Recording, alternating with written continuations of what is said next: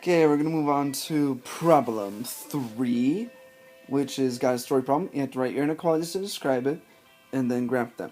Okay, so look for requirements, look for restrictions.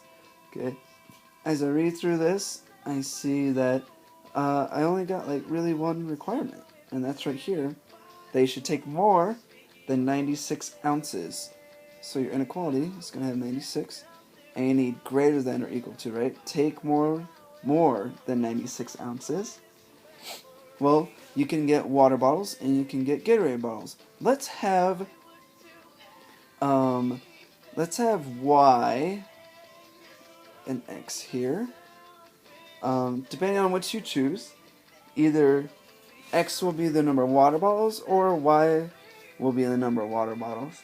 And you decide. You really do get to decide.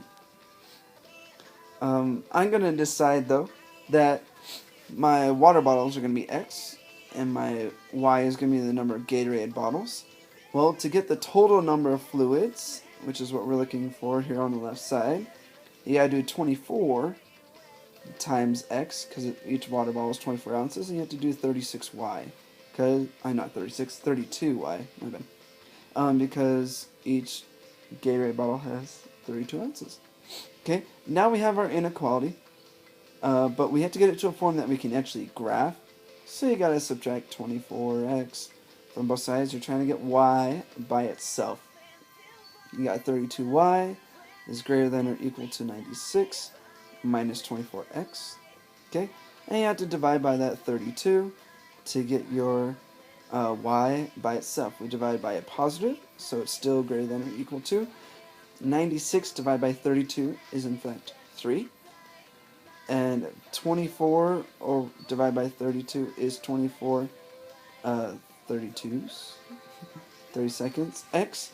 That actually reduces a little bit. You can divide top and bottom by 8 and you get 3 over 4x. Okay? So now this is ready to be graphed. Something to remember is that on your graph here, you don't have to have the center actually be in the center like so. Think about your values and whether negatives even make sense. So let's get a graph going real quick.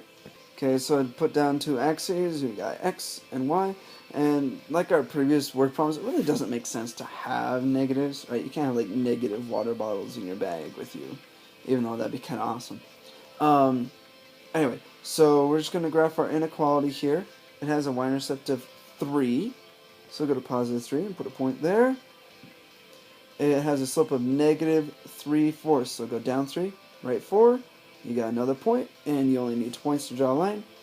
It's greater than or equal to, so the or equal to makes it so we can do a solid line.